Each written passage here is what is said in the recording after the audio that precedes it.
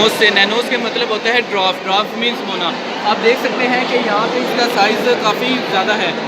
यहाँ पे इसका सरफेस एरिया मतलब अटैकिंग एरिया, नैनो टेक्नोलॉजी में सरफेस एरिया से मुराद अटैकिंग एरिया। यहाँ पे इसका अटैकिंग एरिया कम है, लेकिन जैसे जैसे हम स्मॉल साइज़ में जाते हैं तो इसका अटैकिंग एरिया इंक्रीज़ करता रहता है। मैं आपको एक मिसाल देता हूँ, हमारे पास एक ईंट है, हम उसको पानी में डुबोते हैं तो वो मुकम्मल गीली नहीं होती, लेकिन हम उसी ईंट का बराबर चूरा बना लेते हैं और उसको हम थोड़ा सा पानी देते हैं तो मुकम्मल गीली हो जाती है। ये नैनो टेक्नोलॉजी का कमाल है कि हम मिनिमम इनपुट में मैक्सिमम आउटपुट हासिल कर सकते हैं। हमारे पास है नैनो पॉलीमर्स। नैनो टेक्नोलॉजी इस तरह के पॉलीमर्स बनाती है जो कि बहुत ज़्यादा लाइट वेट होते हैं और बहुत ज़्यादा स्ट्रॉन्ग होते हैं। अब टेस्ला मोटर्स इस तरह की कार्स बना रहा है, इस तरह के प्लास्टिक से बनी हुई कार्स बना रहा है जो कि मेटल की तरह ही स्ट्रॉन्ग है, लेकिन वो इतनी ज़्यादा लाइट वेट है कि उसके अंदर मिसाल के तौर पर एक गाड़ी 1 लीटर में 10 किलोमीटर चलती थी, तो वो गाड़ी 1 लीटर में 20 किलोमीटर चलेगी। हमने एनर्जी को सेव कर लिया। उसके बाद हमारे पास है anti bacterial clothing. Anti bacterial clothing के अंदर जब आप देख सकते हैं नायलॉन का पॉलीमर है, ये जब यहाँ पे नायलॉन के पॉलीमर्स के मदद से कपड़ा बनाया जा रहा होता है तो नैनो टेक्नोलॉजी की मदद से इसके अंदर एंटी बैक्टीरियल पिगमेंट्स डाल दिए जाते हैं। वो एंटी बैक्टीरियल पिगमेंट्स जो कि बैक्टीरिया जो कि स्वेट के अंदर होता है, जो बदबू का बाइस बनता है, उसको वो ख़त्म कर देता है। और हमारे पास जो क्लोथीज होते हैं वो एंटी बैक्टीरियल पिगमेंट्स की वजह से हमें बदबू से फ्री, हमें बदबू से फ्री नैनो टेक्नोलॉजी। जी सर।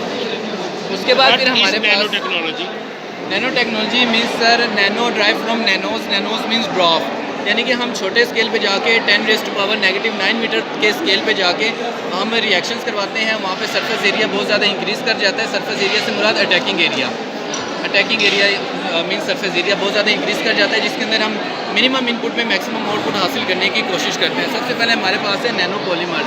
हम नैनो टेक्नोलॉजी की मदद से light weight very strong polymer plastic बना रहे हैं जो कि एयरक्राफ्ट, कार्स और बाकी चीज़ों में इस्तेमाल हो सके, जिसकी मदद से हमारे पास एनर्जी कम से कम यूज़ हो। उसके बाद हमारे पास एंटी बैक्टीरियल क्लोथिंग है। वो नायलॉन का पॉलीमर है। जब नायलॉन का पॉलीमर कपड़ा बना रहा होता है तो हम एंटी बैक्टीरियल पिगमेंट्स उस कपड़े के अंदर डाल देते हैं। जब हमें स्वेट आता है तो वो एंटी बैक्टीरियल पिगमेंट्स उस बैक्टीरिया को फिल कर देते हैं और जो स्वेट की बदबू होती है वो नहीं होती। जैसे बड़े बड़े खिलाड़ी हैं, जैसे ज़िडान हो गया, इब्राहिमोविच हो गया, मेसी हो गया, रोनाल्डो हो गया, शाहरुख खान, टॉम क्रूज, जो सारी इस तरह के क्लोथ्स ही पहनते हैं। लेकिन इसकी एक एज लिमिट है। जिस तरह हर कपड़े की एक एज लिमिट होती है, इसकी भी उसी तरह एक एज लिमिट है। उसके बाद हमारे पास आ गया कैंसर ट्रीटमेंट। जहाँ पे कैंसरियस ग्रोथ हो रही होती है सेल की, वहाँ पे आम बॉडी की निस्बत टेम्परेचर थोड़ा ज़्यादा होता है। तो जब हम नैनो मेडिसिन लेते हैं, वो ब्लड की मदद से हमारे जिस्म के अंदर सर्कुलेट करती है।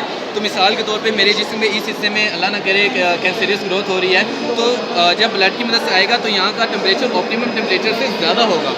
तो नैनो टेक्नोलॉजी इस टेक्नोलॉजी से बनाई जाती है कि वो वहाँ पर एक्टिव होगी जो कि आम बॉडी टेम्परेचर से यहाँ पे टेम्परेचर ज़्यादा होगा। तो सिर्फ कैंसरियस ग्रोथ वाली जगह पे वो एक्टिव होगी, अदरवाइज़ वो यूराइन की मदद से निकल जाएगी और उसका बॉडी ऊपर कोई इफेक्ट नहीं होगा, बॉडी उससे सेफ रहेगी। फिर हमारे पास है इलेक्ट्रॉनिक्स एंड आर्टिफिशियल इंटेलिजेंस। पहले एक रूम जितने सर्किट्स होते थे और उनकी स्पीड होती थी किलो हर्ट्ज़ की, लेकिन आज हमारे पास ये एंड्रॉयड है जो कि गीगा हर्ट्ज़ का जिसका प्रोसेसर है, जिसने पूरी दुनिया हमारे मुट्ठी में ला के रख दी। ये नैनो टेक्नोलॉजी का शाकार है। हमने वैक्यूम ट्यूब से हमने इंटीग्रेटिंग सर्किट्स बनाए, हमने ट्रांजिस्टर्स बनाए, इंटीग्रेटिंग सर्किट्स बनाए, हमने पूरा मदरबोर्ड बनाया और उसके बाद हमने एंड्रॉयड का सफ़र हासिल कर लिया। ये नैनो टेक्नोलॉजी का कमाल है। LCDs भी हमने लाइट वेट ज़बरदस्त किस्म की बना ली। जब इलेक्ट्रॉनिक्स के अंदर हमने इतना कमाल हासिल कर लिया तो हमारे पास रोबोटिक्स के दरवाजे खुल गए। सोफिया रोबोट एक ऐसा रोबोट है जो 100+ इमोशंस को शो करता है। हॉलीवुड एक्ट्रेस थी सोफिया, उसकी शक्ल पे वो रोबोट बनाया गया है, जिस वजह से उसको सोफिया रोबोट कहा जाता है और उसके सऊदी अरब की नेशनैलिटी भी दी गई है। वो गुस्से का, प्यार का, नखरा वगैरह सारा कुछ हर किस्म के इमोशंस को और एक्सप्रेशंस को शो करती है और उसकी बॉडी भी तैयार की जा रही है। उसके बाद हमारे पास आर्टिफिशियल इंटेलिजेंस के अंदर भी कमाल हो गया। अब हमारे पास last but not the least हमारे पास सोलर सेल्स आ गए।